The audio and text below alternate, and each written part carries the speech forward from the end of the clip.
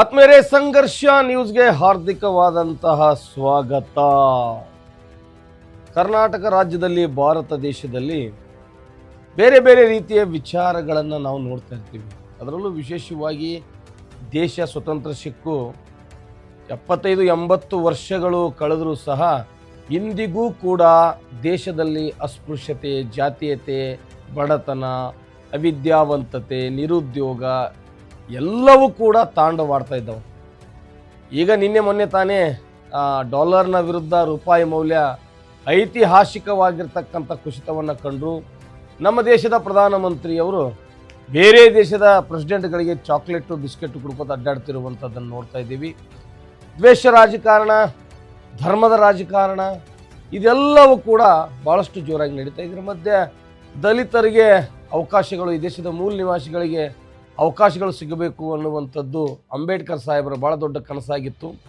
ಈ ದೇಶದ ಮೂಲ ನಿವಾಸಿಗಳೇ ಈ ದೇಶವನ್ನು ಆಳಬೇಕು, ಯಾರು ಬಡವರಿದ್ದಾರೋ, ನಿರ್ಗತಿಕರಿದ್ದಾರೋ, ನೋವು ಅನುಭವಿಸ್ತಾ ಇದ್ದಾರೋ ಅವ್ರ ಕೈಗೆ ಅಧಿಕಾರ ಬರಬೇಕು ಅನ್ನುವಂಥದ್ದು ಬಾಬಾ ಸಾಹೇಬರ ವಾದವಾಗಿತ್ತು. ಆದರೆ ದುರಾದೃಷ್ಟ ಏನಪ್ಪ ಅಂದರೆ, ಈ ದೇಶದೊಳಗಡೆ ರಾಜಕಾರಣ ಮಾಡಬೇಕಾದ್ರೆ ದಲಿತರಿಗೆ ಇವತ್ತಿಗೂ ಕೂಡ ಅವಕಾಶ ಸಿಗ್ತಾ ಇಲ್ಲ. ಒಂದು ಕಡೆ ದಲಿತರನ್ನು ಅವರ ಮೇಲೆ ಅಸ್ಪೃಶ್ಯತೆಯನ್ನು ಹೇರಲಾಗಿದೆ, ರಾಜಕಾರಣವನ್ನು ಉದ್ದೇಶಪೂರ್ವಕವಾಗಿ ಕಸಿದುಕೊಳ್ಳಲಾಗ್ತದೆ, ಅದಲ್ಲದೆ ಕೀಳರಿಮೆಯನ್ನು ಪದೇ ಪದೇ ಪದೇ ಪದೇ ತೋರಿಸಲಾಗ್ತದೆ. ಹೌದು, ನೀವು ಕೀಳು ಜಾತಿಯವರು, ನೀವು ಯಾವುದೇ ಕಾರಣಕ್ಕೂ ನೀವು ಇಲ್ಲಿ ಮೇನ್ ಸ್ಟ್ರೀಮ್ಗೆ ಬರಬಾರ್ದು, ಮುಖ್ಯವಾಹಿನಿಗೆ ಬರಬಾರ್ದು, ಏನಿದ್ರು ಅಧಿಕಾರ ರಾಜಕಾರಣ ಅನ್ನೋದು ನಮ್ಮ ಮನೆ ಸ್ವತ್ತು, ನಾವು ಶ್ರೀಮಂತರು, ಮೇಲ್ ಜಾತಿಯವರು, ನಮಗಷ್ಟು ಅಧಿಕಾರ ಇರಬೇಕು ಅನ್ನುವಂಥದ್ದು ಒಂದು ಕಡೆ ನಿಮಗೆ ತೋರಿಸ್ತಾರೆ. ಮತ್ತು ನೀವು ಕೀಳರಿಮೆ ಐತೆ ಅನ್ನೋದು ನಿಮಗೆ ಉದ್ದೇಶಪೂರ್ವಕವಾಗಿ ನಿಮ್ಮ ತಲೆಯಾಗ ಅದನ್ನು ಕೊಡ್ತಾರ, ಹೇರ್ತಾರ, ಒಂದು ರೀತಿ ನಿಮ್ಮನ್ನು ಮಾನಸಿಕವಾಗಿ ಕುಗ್ಗಿಸುವಂಥ ಪ್ರಯತ್ನ. ಹಂಗಾದ್ರೆ ಈ ದಳಪತಿ ವಿಜಯ್ ಹೆಂಗೆ ಆರಿಸಿ ಬಂದರು? ಕೇವಲ 2 ವರ್ಷ ಒಳಗಡೆ ತಮ್ಮದೇ ಆದಂಥ ಒಂದು ಪಕ್ಷವನ್ನು ಕಟ್ಟಿ ಅಧಿಕಾರಕ್ಕೆ ಬಂದು CM ಆದರು. ಮಾಧ್ಯಮಗಳಿಗೆ ಒಂದು ಸಲಹೆಯನ್ನು ಕೂಡ ಕೊಟ್ಟರು. ಏನಪ್ಪ ಅಂದ್ರೆ, ಮಾಧ್ಯಮಗಳು ಬರೀ ಮುಖ್ಯಮಂತ್ರಿಗಳನ್ನು, ಪ್ರಧಾನಮಂತ್ರಿಗಳನ್ನ ಹೊಗಳಬಾರ್ದು, ಪ್ರಶ್ನೆ ಕೇಳುವಂಥ ಮಾಧ್ಯಮಗಳು ಇರಬೇಕು. ನೀವು ಪ್ರಶ್ನೆ ಕೇಳೋರಿದ್ರೆ ಮಾತ್ರ ನನ್ನ ಹತ್ರ ಬರ್ರಿ, ನೀವು ನಾನು ಹೊಗಳದಿದ್ರೆ ದಯವಿಟ್ಟು ಬರಬೇಡ್ರಿ ಅನ್ನುವಂಥ ಸಂದೇಶವನ್ನು ರವಾನೆ ಮಾಡಿದ್ದಾರೆ.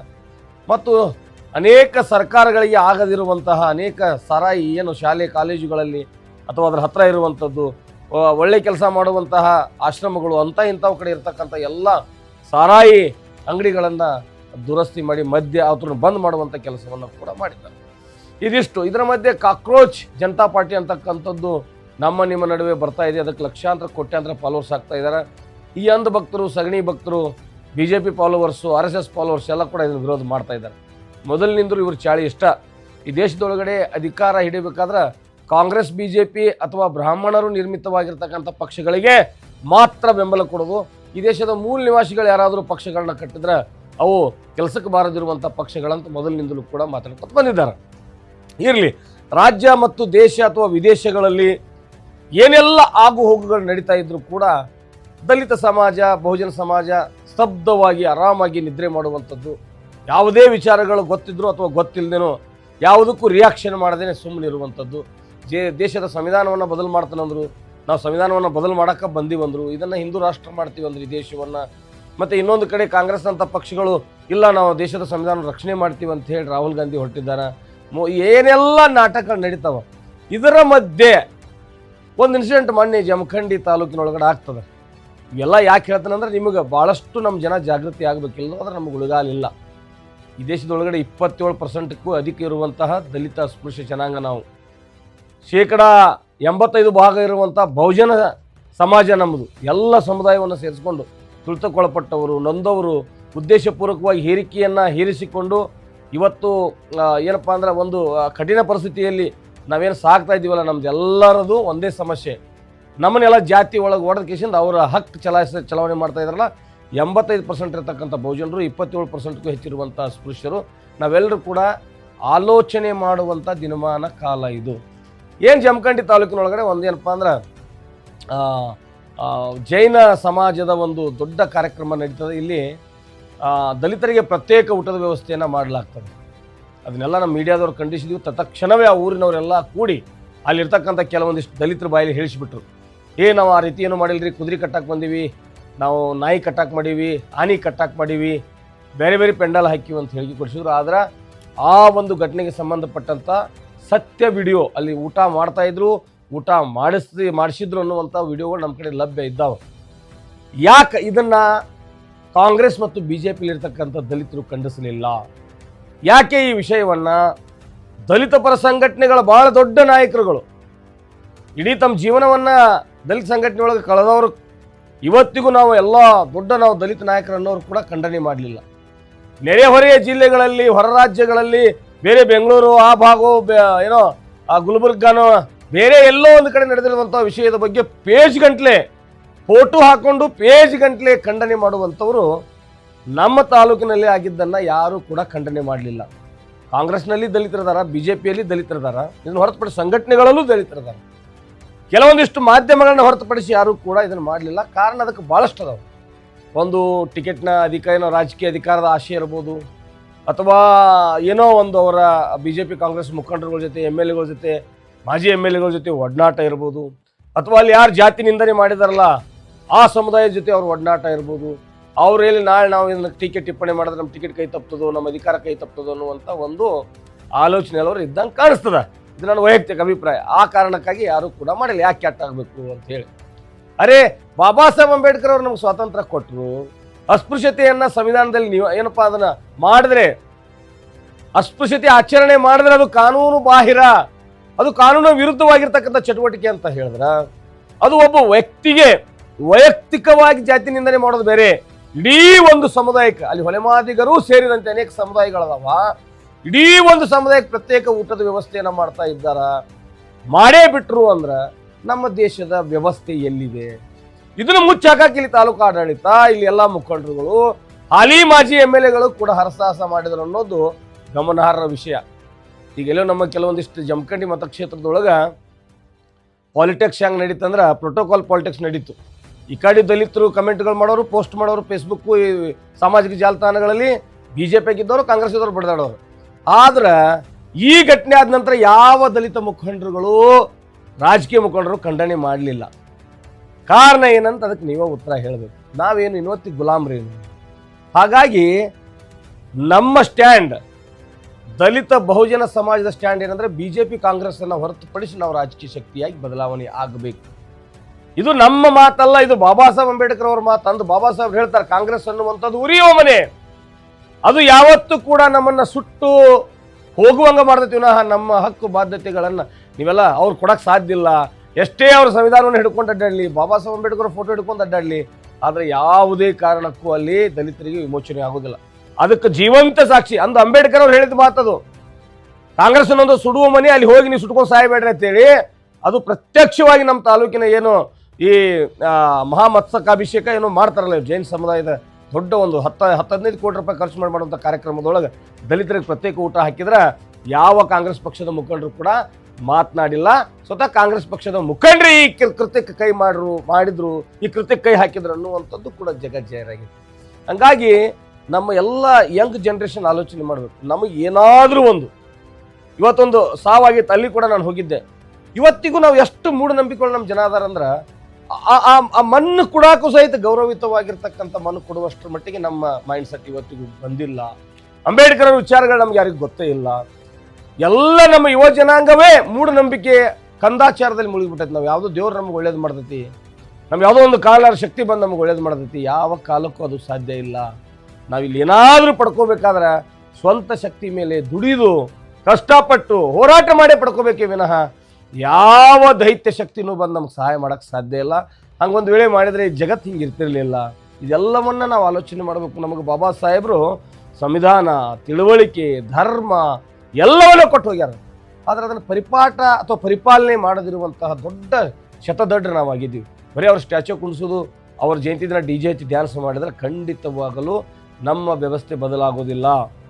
ಒಂದು ಸಣ್ಣ ಕೆಲಸ ಹಿಡ್ಕೊಂಡು, ಒಂದು ಸಣ್ಣ ನೌಕರಿ ಹಿಡ್ಕೊಂಡು ಯಾವುದೇ ಒಂದು ಕೆಲಸ ಆಗಬೇಕಾದ್ರೆ ನಾವು ಇನ್ನೊಬ್ಬರ ಮನೆ ಮುಂದೆ ಹೋಗಿ ಕೈ ಕಟ್ಕೊಂಡು ನಿಂತೆಪ್ಪ, ನೀವರಿ ಗೌಡ್ರ ದೊಡ್ಡವ್ರಿ ನಮ್ಮ ಕೆಲಸ ಮಾಡಿಕೊಡ್ರಿ ಅಂತೇಳಿ ಕಾಲು ಬೀಳುವಂಥ ಪರಿಸ್ಥಿತಿ ಇವರು ನಮ್ಮನ್ನು ತಂದಿಟ್ಟಿದ್ದಾರೆ. ಇವತ್ತಿಗೂ ಕೂಡ ಇದು ಒಂದಿಷ್ಟು ನಮಗೆ ಸ್ವಾಭಿಮಾನ, ಆತ್ಮಗೌರವ, ಆತ್ಮಾಭಿಮಾನ ಅನ್ನೋದು ನಮ್ಮ ಒಳಗೆ ಇಲ್ಲಾಗೈತಿ.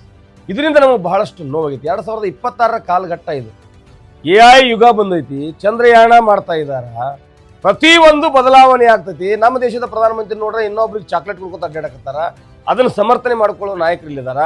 ಒಂದು ಕಡೆ ಒಂದು ದೊಡ್ಡ ಸಮುದಾಯ ಆಕಳ ಉಚ್ಚಿ ಕುಡಿಯೋದು, ಆಕಳ ಹೆಂಡಿ ತಿನ್ನೋದು, ಅದರೊಳಗೆ ಜಳಕ ಮಾಡುವಂಥ ದುಸ್ಸಾಹಸ ಕೈ ಹಾಕತೈತಿ. ಇನ್ನೊಂದು ಕಡೆ ಜಗತ್ತಿನ ಎಲ್ಲ ರಾಷ್ಟ್ರಗಳು ಶಿಕ್ಷಣದೊಳಗೆ ಮುಂದೆ ಹೋಗ್ಯಾರ, ಆವಿಷ್ಕಾರ ಮಾಡ್ಲಿಕ್ಕೆ ಮುಂದೆ ಹೋಗ್ಯಾರ, ಬೇರೆ ಬೇರೆ ವಿಷಯಗಳಲ್ಲಿ ಕಂಡು ಹಿಡಿಯುವಂಥ ಅವ್ರು ತಿರುಗಾಡಕತ್ತಾರ. ಆದ್ರೆ ನಾವೇನು ಮಾಡಾಕತ್ತೀವಿ ಅನ್ನೋದು ನಮಗೆ ಶತದ ಒಂದು ಪ್ರಶ್ನೆಯಾಗಿ ನಮ್ಮನ್ನು ಕಾಡಾಕತ್ತೈತಿ. ಹಂಗಾಗಿ ಜಾಗೃತಿ ಮಾಡುವಂಥದ್ದು ನೋಡ್ರಿ. ಬರುವಂಥ ಈಗ ನಗರಸಭೆ ಅಥವಾ ಸ್ಥಳೀಯ ಸಂಸ್ಥೆ ಚುನಾವಣೆಗಳು ಬರ್ತಾ ಇದ್ದಾವೆ. ಈಗ ಕಾಂಗ್ರೆಸ್ ಬಿಜೆಪಿನ ಮೇಲ್ಗೈಯಲ್ಲಿ ನಾವು ಯಾರು ಕ್ಯಾಂಡಿಡೇಟ್, ನೀವು ಯಾರು ಕ್ಯಾಂಡಿಡೇಟ್, ಆದ್ರೆ ನಮ್ಮ ಸ್ವಂತ ಶಕ್ತಿ ಯಾವಾಗ ನಿರ್ಮಾಣ ಆಗೋದು, ನಾವು ಸ್ವಂತ ರಾಜರು ಯಾವಾಗ ಆಗೋದು, ಇನ್ನಷ್ಟು ದಿನ ಇನ್ನೊಬ್ಬರ ಮನೆ ಮುಂದೆ ಕೈ ಕಟ್ಕೊಂಡು ನಿಲ್ಲೋದು. ಕಾಂಗ್ರೆಸ್ನಾಗಿರ್ತಕ್ಕಂಥ MLAಗಳಿಗೆ, ನಮ್ಮ ದಲಿತ ಅಸ್ಪೃಶ್ಯ ಬಹುಜನ ಸಮಾಜದ MLA MP ಗಳಿಗೂ ಸ್ವಾತಂತ್ರ್ಯ ಇಲ್ಲ, ಮಂತ್ರಿಗಳಿಗೂ ಸ್ವಾತಂತ್ರ್ಯ ಇಲ್ಲ, ಕಾರ್ಯಕರ್ತರಿಗೂ ಸ್ವಾತಂತ್ರ್ಯ ಇಲ್ಲ, ಬಿಜೆಪಿಯಲ್ಲಿ ಇದ್ದವರಿಗೂ ಆ ಸ್ವಾತಂತ್ರ್ಯ ಇಲ್ಲ. ಅವರಲ್ಲಿಯೂ ಕೂಡ ಅವರ ಹೈಕಮಾಂಡ್ ಹೇಳಿದಂತೆ ಇವರಲ್ಲಿ ಇವ್ರ ಹೈಕಮಾಂಡ್ ಹೇಳ್ದಂಗೆ ಕೇಳಬೇಕು. ನಾವು ಜನರ ಹೈಕಮಾಂಡ್ ರೀ, ನಮ್ಗೆ ಯಾರು ಓಟ್ ಹಾಕ್ಯಾರ ಅವ್ರ ಹೈಕಮಾಂಡ್, ಅವ್ರ ಕಷ್ಟ ನಷ್ಟವನ್ನು ನೋಡ್ರಿ. ಈಗ ನಮಗೆ ಅಸ್ಪೃಶ್ಯತೆ ಆಯ್ತಪ್ಪ, ಇಲ್ಲಿ ನಮ್ಮವ್ರು ಯಾರು ಚಾಲೆಂಜ್ ಹಾಕ್ತಾರೆ, ಬರೀಪ್ಪ ಮುಂದಿನ ಚುನಾವಣೆ ಒಳಗೆ ನೀವು ಬಂದ್ರಿ ಅಂದ್ರೆ ನಿಮಗೆ ತಕ್ಕ ಪಾಠ ಕಲಿಸೋದು. ಆ ಗಡುಸುತನ, ಆ ಒಂದು ತಾಕತ್ತನ್ನ ನಮ್ಮ ಸಮುದಾಯ ಇಟ್ಕೊಂಡಿಲ್ಲ. ಇರುವಂಥ 4-5 ಸಿದ್ದು ಮಿಶಿ ಅಂತ ಒಬ್ಬ ಧೀಮಂತ ನಾಯಕರಿದ್ರು, ಅವ್ರ ಪಕ್ಷ ಕಾಂಗ್ರೆಸ್ ಇದ್ರು ಕೂಡ ನ್ಯಾಯ ನೀತಿ ಧರ್ಮ ಅಂತ ಬಂದಾಗ ಎಲ್ಲರಲ್ಲಿಯೂ ಕೂಡ ಅವರನ್ನು ಕಂಡ್ರೆ ಒಂದು ಭಯ ಇತ್ತು. ಅದು ಹೊರತುಪಡಿಸಿದ್ರೆ ಬೇರೆ ಯಾವ ನಾಯಕರು ನಮ್ಮ ಜಮಖಂಡಿಗೆ ಅಷ್ಟನ್ನು ಹೇಳತ್ತೆ, ಜಮಖಂಡಿ ತಾಲೂಕಿನಲ್ಲಿ ಬೇರೆ ಯಾವ ದಲಿತ ನಾಯಕರು ಕೂಡ ಆ ಮಟ್ಟಿಗೆ ಬೆಳಿಲಿಕ್ಕೆ ಸಾಧ್ಯ ಇಲ್ಲ. ಅವ್ರ ನೆನಪುಗಳು ಕಾಡ್ತಾ ಇರ್ತಾವೆ ಅವಾಗ. ಆದ್ರೆ ನಮ್ಮ ಎಲ್ಲ ಸಮಾಜ ತಿಳುವಳಿಕೆ ಉಳ್ಳ ಸಮಾಜ ಇತ್ತು. ಒಂದು ಕಡೆ ಹೊಲೆಮಾದಿಗರನ್ನ ಒಡೆಯುವಂಥ ದೊಡ್ಡ ಮಟ್ಟದ ಷಡ್ಯಂತ್ರ, ಇನ್ನೊಂದು ಕಡೆ ಹೊಲೆಯರು ತುಳಿಯುವಂಥದ್ದು, ಮಾದಿಗರನ್ನ ತುಳಿಯುವಂಥದ್ದು ಇನ್ನೊಂದು ಕಡೆ. ಒಂದು ಕಡೆ ಕೇವಲ ನನ್ನ ಸ್ವಾರ್ಥ ಮಾತ್ರ ನಾನು ನಾಯಕ, ನನ್ನ ಸಮುದಾಯ ಯಾವ ಹಾಳಾಗಿ ಹೋದ್ರೂ ಕೂಡ ನಮಗೆ ಸಂಬಂಧ ಇಲ್ಲ ಅನ್ನುವಂಥ ಸ್ವಾರ್ಥ ನಾಯಕತ್ವ. ಇವೆಲ್ಲವನ್ನು ನೋಡಿದ್ರೆ ಬರುವಂಥ ದಿನಗಳಲ್ಲಿ ಭಾಳ ಗಂಭೀರವಾಗಿ ನಾವೆಲ್ಲರೂ ಚಿಂತನೆ ಮಾಡಬೇಕಾಗೈತಿ. ನಮ್ಮ ಓಟಿನ ಮಹತ್ವವನ್ನು ತಿಳ್ಕೊಬೇಕಾಗೈತಿ. ನಮ್ಮ ಓಟಕ್ಕೆ ಕಸ್ಕೊಳಕ್ಕೆ ಇವ್ರು ಏನೆಲ್ಲ ಗಿಮಿಕ್ ಮಾಡ್ತಾರೆ. ಕಡೆಗೆ ರೊಕ್ಕನೂ ಕೊಡ್ತಾರೋ, ಬಿರಿಯಾನಿ ಕೊಡ್ತಾರೋ, ಸೀರೆ ಕೊಡ್ತಾರೋ, ಜಂಪರ್ ಒಂದು ಹೊತ್ತಿನ ಊಟ ಅದು 500 ರೂಪಾಯಿ ಅಂದ್ರೆ 1000 ರೂಪಾಯಿ ಅಂದ್ರೆ ಅದನ್ನ 365 ದಿವಸ ನೀವು ಡಿವೈಡ್ ಮಾಡಿ, ಒಂದು ವರ್ಷಕ್ಕೆ ನೀವು ಅದನ್ನ ಡಿವೈಡ್ ಮಾಡಿಬಿಟ್ರೆ ಅದನ್ನ 5 ವರ್ಷಕ್ಕೆ ಡಿವೈಡ್ ಮಾಡಿದ್ರಿ ಅಂದ್ರೆ ಒಂದು ಪೈಸೆ ಕೂಡ ನಿಮಗೆ ಬೀಳಂಗಿಲ್ಲ. ಅಂಥ ಒಂದು 500 ರೂಪಾಯಿ ಆಶೆಗಾಗಿ ಅಮೂಲ್ಯವಾಗಿರ್ತಕ್ಕಂಥ ಹೊಟ್ಟು ಇನ್ನೊಬ್ರಿಗೆ ಹಾಕಿ ಅವ್ರ ಮನೆ ಮುಂದೆ ಗುಲಾಮಗಿರಿ ಮಾಡುವಂಥದ್ದು ನಿಲ್ಲಬೇಕು. ನಮ್ಮ ಹೊಟ್ಟು ನಮ್ಗೆ ಹಾಕೋಬೇಕು, ನಾವ ರಾಜರಾಗಬೇಕು. ಜಿತ್ನಿ ಜಿನ್ಕಿ ಸಂಖ್ಯಾಬಾರಿ ಉತ್ನಿ ಉನ್ಕಿ ಭಾಗಿದಾರಿ ಅಂತ ಹೇಳಿ ನಮ್ಮ ಕಾಂಶಿರಾಮ್ಜಿ ಅವ್ರು ಹೇಳಿ ಹೋಗಿದಂಗೆ ಬಾಬಾ ಸಾಹೇಬ್ರು ಹೇಳ್ತಾರೆ, ನೀವೆಲ್ಲ ಅಸ್ಪೃಶ್ಯ ಸಮಾಜದವ್ರು ಒಂದಾಗಿ ಒಟ್ಟಾಗಿ ಅಧಿಕಾರ ಹಿಡಿರಪ್ಪ, ನಿಮ್ಮ ಇನ್ನೊಬ್ಬರ ಮುಂದೆ ಕೈ ಕಟ್ಟಿ ನಿಲ್ಲಬೇಡ್ರಿ ಅಂತ ಹೇಳ್ತಾರೆ. ಸಂಪೂರ್ಣ ಸಂವಿಧಾನ ಜಾರಿ ಆಗಬೇಕಲ್ಲ. ಸಂವಿಧಾನ ಕೈಯಾಗಿ ಹಿಡಿದ್ರೆ ಸಂವಿಧಾನ ಜಾರಿ ಆದಂಗಲ್ಲ. ಸಂಪೂರ್ಣ ಸಂವಿಧಾನ ಅಂದ್ರೆ ಎಲ್ಲಿ ಅಸ್ಪೃಶ್ಯತೆ ಸಂಪೂರ್ಣ ನಿವಾರಣೆ ಆಗಬೇಕು. ಅದಕ್ಕಾಗಿ ಹಲವಾರು ಡಿಪಾರ್ಟ್ಮೆಂಟ್ಗಳು ಕೆಲಸ ಮಾಡ್ತಾವೆ, ಪೊಲೀಸ್ ಇಲಾಖೆ ಸೇರಿದಂತೆ. ಆದ್ರೆ ಅದು ದಿನನಿತ್ಯ ನಿರಂತರವಾಗಿ ನಡೀತೈತಿ. ಅದನ್ನು ಖಂಡಿಸೋರಿಲ್ಲ. ಕೆಲವೊಂದಿಷ್ಟು ಹಳ್ಳಿಗಳನ್ನು ನಾನು ಅಪ್ರಿಷಿಯೇಟ್ ಮಾಡ್ತೀನಿ. ಕೆಲವೊಂದು ಕಡೆ ನಮ್ಮವರ ಗೌಡಿಕೆ ಮಾಡ್ತಾರೆ, ನಮ್ಮವರ ಪವರ್ಫುಲ್ ಇರ್ತಾರೆ, ಆರ್ಥಿಕವಾಗಿ ಸಬಲರಾಗ್ಯಾರ, ಶೈಕ್ಷಣಿಕವಾಗಿ ಆಗ್ಯಾರ, ಎಲ್ಲ ರೀತಿಯಾಗಿರ್ತಾರೆ. ಈ ಕೆಲವೊಂದು ಕಡೆ ಹಳ್ಳಿಯಾಗ ಇವತ್ತಿಗೂ ಗೌಡ್ರ ಬಡ್ಡ್ಯಾಗ ಡೊಗ್ಗವರೇ ಹಚ್ಚಿದ್ರು. ಅವ್ರು ಹೇಳ್ದಂಗೆ ನಾ ಕೇಳ್ತೀವಿ, ಯಾಕೆ ಡೊಗ್ತೀರಿ? ಈ ದೇಶದೊಳಗೆ ಮುಂದೆ ಡೊಗ್ಗವರೆಲ್ಲ ಸಂವಿಧಾನದ ಮುಂದೆ ಡೊಗ್ಬೇಕು. ಈ ದೇಶದ ಪೂರ್ತಿ ನಾಗರಿಕ ಸಮಾಜವೇ ಏನಪ್ಪ ಅಂದ್ರೆ ಸಂವಿಧಾನ ಮುಂದೆ ಡೊಗ್ಬೇಕು. ನೀವು ಗೌಡ್ರ ಮುಂದೆ ಡೊಗ್ತೀರಿ, ನಿಮ್ಮ ಮ್ಯಾಗ ಅವ್ರ ದಬ್ಬಾಳಿಕೆ, ಅವ್ರು ಹೇಳಿದಂಥ ನ್ಯಾಯ. ಕೆಲವೊಂದಿಷ್ಟು ಎಂಥ ನಾಲಾಯಕರು ಹಿಡ್ಕೊಂಡ್ಬಿಟ್ರೆ ಅಂದ್ರೆ ಗೌಡ್ರ ಹೆಸರು ಮ್ಯಾಗ ನಮ್ಮವ್ರದ್ದು ಅಶ್ಲೀಲ ವಿಡಿಯೋ ಮಾಡ್ಕೊಂಡು ಅದಕ್ಕೆ ದುಡ್ಡು ವಸೂಲಿ ಮಾಡುವಂಥದ್ದು, ಕೆಲವೊಂದು ಅನೈತಿಕ ಚಟುವಟಿಕೆಗಳನ್ನು ಅವರ ನಡೆಸಿ ಅದನ್ನು ಮಧ್ಯಸ್ಥಿಕೆ ವಹಿಸಿ ಮಾಡುವ ಭಾಳ ಅಂದ್ರೆ ಭಾಳಷ್ಟು ಹೊಲಸು ವ್ಯವಸ್ಥೆ ನಿಮ್ಮ ಮಧ್ಯೆ ನಿರ್ಮಾಣ ಆಗೈತಿ. ನಾ ಎಷ್ಟು ಹೇಳಿದ್ರು ಸಮಾಜ ಆಗಬೇಕು. ಇಡೀ ಕರ್ನಾಟಕ ರಾಜ್ಯದಾಗ ನೋಡ್ರಿ ಎಲ್ಲ ಕಡೆ ಗಾಳಿ ಬಿಸೋದೈತಿ. ಕಾಕ್ರೋಚ್ ಜನತಾ ಪಾರ್ಟಿ ಬಂದ ತಕ್ಷಣ ಹೆಂಗೆ ಎಲ್ಲರಿಗೆ ನೀರು ಬಂದಾವ, ಅದನ್ನು ಚಪ್ಪಲಿ ಹೊಡೆದು ಬೇರೆ ಹೊಡೆದು ಸಾಮಾಜಿಕ ಜಾಲತಾಣ ಎಷ್ಟು ತ್ರಾಸ ಆಗಿತ್ತು ನೋಡ್ರಿ. ಅಂದ್ರೆ ಜನಪರವಾಗಿರುವಂಥ ರಾಜಕಾರಣ, ಜನಪರವಾಗಿರುವಂಥ ನಾಯಕರು ಇವ್ರು ಬೇಕಾಗಿಲ್ಲ. ಅವ್ರು ಗುಲಾಮಗಿರಿ ಮಾಡೋದು, ಅವ್ರ ಕೈಗೆ ಅವ್ರು ಹೇಳ್ದಂಗೆ ಕೇಳೋದು, ಅವ್ರ ಬಡ್ಯಾಗ ಡೊಗ್ಗೋರಿದ್ರೆ ಇವ್ರು ಏನು ಬೇಕಾದ್ರೂ ಮಾಡಕ್ಕೆ ತಯಾರದಾರ. ಹಾಗಾಗಿ ಬದಲಾಗಬೇಕು. ಬದಲಾಗೋವರೆಗೂ ನಾವು ಮಾಡ್ತೀವಿ. ಸ್ಥಳೀಯ ಸಂಸ್ಥೆ, ನಗರಸಭೆ, ಪುರಸಭೆ, ಆಮೇಲೆ ಗ್ರಾಮ ಪಂಚಾಯತಿ, ಪಟ್ಟಣ ಪಂಚಾಯತಿ, ಜಿಲ್ಲಾ ಪಂಚಾಯತಿ, ತಾಲೂಕು ಪಂಚಾಯತಿಗಳೆಲ್ಲ ಬರ್ತಾ ಇದ್ದಾವೆ. ಅದಾದ ನಂತರ MLA MP ಬರ್ತಾ ಇದ್ದಾವೆ. ಆದರೆ ನಾವೆಲ್ಲರೂ ಜಾಗೃತರಾಗಿ ನಮ್ಮ ಓಟ್ ಏನು, ನಮ್ಮ ಓಟಿನ ಮಹತ್ವ ಏನು, ಬಾಬಾ ಸಾಹೇಬ್ರು ಯಾಕೆ ನಮ್ಮ ಓಟ್ನಾಗ ಕೊಟ್ಟರು. ಒಂದು ಸರ್ಕಾರ ಲಕ್ಷಾಂತರ ಕೋಟಿ ರೂಪಾಯಿ ಟರ್ನ್ ಓವರ್ ಮಾಡ್ತೈತೆ ರೀ. ನಮ್ಮ ಜಮಖಂಡಿ ಮತಕ್ಷೇತ್ರದ ಸುಮಾರು ಒಂದು 2000 ಕೋಟಿ ರೂಪಾಯಿ ಅನುದಾನ ಬರ್ತೈತೆ 5 ವರ್ಷಕ್ಕೆ. ಒಂದು ಓಟ್ ಒಬ್ಬ MLA ತಗೋಲಿಲ್ಲ ಅಂದ್ರೆ ಒಂದು ಹೋಟ್ಲಿ ಬಿದ್ರು ಸಹಿತ MLA ಅಲ್ಲ. ಹಂಗಂದ್ರೆ ನಿಮ್ಮ ಓಟಿನ ಕಿಮ್ಮತ್ತು 2000 ಕೋಟಿ ರೂಪಾಯಿ ಐತೆ. 2000 ಕೋಟಿ ಅಂದ್ರೆ ಒಂದು 20-30 ಟ್ರಕ್ ತುಂಬತಾವ ದೊಡ್ಡ. ಅದ್ರಲ್ಲಿ ವ್ಯಾಲ್ಯೂ ಮಾಡೋಕ್ಕಾಗಲ್ಲ. ಅಂಥ ಒಂದು ಪವಿತ್ರವಾಗಿರ್ತಕ್ಕಂಥ ಆ ಓಟಿನ ಹಕ್ಕು ನಿಮಗೆ ಬಾಬಾ ಸಾಹೇಬ್ ಕೊಟ್ಟರ. ಆ ಓಟ ವೇಸ್ಟ್ ಮಾಡಿ ಮಾರಾಟ ಮಾಡಬೇಡ್ರಿ. ಬರುವಂಥ ದಿನಗಳಲ್ಲಿ ನಮ್ಮ ಕೇರಿಗಳೆಲ್ಲ ಬದಲಾವಣೆ ಆಗಬೇಕು. ಮೊದಲು ಜಾಗೃತರಾಗಬೇಕು, ನಂತರ ಬದಲಾವಣೆ ಆಗಬೇಕು. ಊರ ಬೇರೆ, ಕೇರಿನ ಬೇರೆ. ಕೇರಿ ಒಳಗೆ ಗುಡಿಸಲ್ಲ, ಗಟ್ರ ಸರಿ ಇಲ್ಲ, ರಸ್ತೆಗಳು ಸರಿ ಇಲ್ಲ, 108 ಸಮಸ್ಯೆಗಳಿರುವಂಥದ್ದಕ್ಕೆ ಊರಂದ್ರೆ ಎಲ್ಲ ಏನು ಪ್ರತಿನಿತ್ಯ ಬಂದಲ್ಲಿ ಗಟರ್ ತೆಗೆಯೋದು ಕಸ ಹೊಡಗೋದು ಎಲ್ಲ ಸುಸಜ್ಜಿತರದ್ದು. ಏನಿದು ಇಂಥ ತಾರತಮ್ಯ ಇದೆ? ಎಲ್ಲ ಬದಲಾವಣೆ ಆಗ್ಬೇಕು. ನಮ್ಮವರ ಮೆಂಬರ್ ಇರ್ತಾರೆ, ಊರಾನವ್ರು ಹೇಳಿದ ತಕ್ಷಣ ಅವ್ರನ್ನ ಗೆಲ್ಲಿಸೋದು, ಅವ್ರು ಹೇಳಿದಲ್ಲಿ ಸಹಿ ಮಾಡೋದು. ಅಲ್ಲಿ ಎಷ್ಟು ರೊಕ್ಕ ಬರ್ತೈತಿ, ಎಷ್ಟು ಹೋಗತಿ, ಬಜೆಟ್ ಅಂದರೆ ಏನು, ಆಡಳಿತ ಅಂದರೆ ಏನು. ನಾ ಅಧ್ಯಕ್ಷ ಆಗಿಬಿಡ ಕುರ್ಚಿ ಮ್ಯಾಗ ಸಹಿತ ಕೆಲವ್ರು ಕುಂಡ್ರಂಗಿಲ್ಲ. ಗ್ರಾಮ ಪಂಚಾಯತ್ ಒಳಗೆ ಅಧ್ಯಕ್ಷ ಅವರು ಕೆಳಗೆ ಕುಂಡಿರ್ತಾರೆ, ಕುರ್ಚಿ ಮ್ಯಾಗ ಕುಂಡ್ರಂಗಿಲ್ಲ. ಅಂಥ ಒಂದು ದುರ್ವ್ಯವಸ್ಥೆ ದೇಶದೊಳಗೆ, ನಮ್ಮ ನಾಡಿನೊಳಗೆ, ನಮ್ಮ ತಾಲೂಕಿನೊಳಗೆ ಐತಿ. ಬರುವಂಥ ದಿನಗಳಲ್ಲಿ ಇವರು ಬಣ್ಣ ಮಾತಿಗೆ ಮಾರಿ ಹೋಗದೆ ನಾವೇನಪ್ಪ ಅಂದ್ರೆ ಪ್ರಾಮಾಣಿಕವಾದಂಥ ಹೋರಾಟವನ್ನು ಮಾಡಿ ಪ್ರತ್ಯೇಕ ರಾಜಕೀಯ ಶಕ್ತಿ ಆದ್ರೆ ಖಂಡಿತವಾಗಲೂ ನಮಗೂ ಒಂದು ತಾಕತ್ ಇರ್ತೈತಿ, ಶಕ್ತಿ ಇರ್ತೈತಿ. ನಿರಂತರ ಸುದ್ದಿಗಳಿಗಾಗಿ ನೋಡ್ತಾ ಇರಿ ಸಂಘರ್ಷ ನ್ಯೂಸ್ ಕರ್ನಾಟಕ.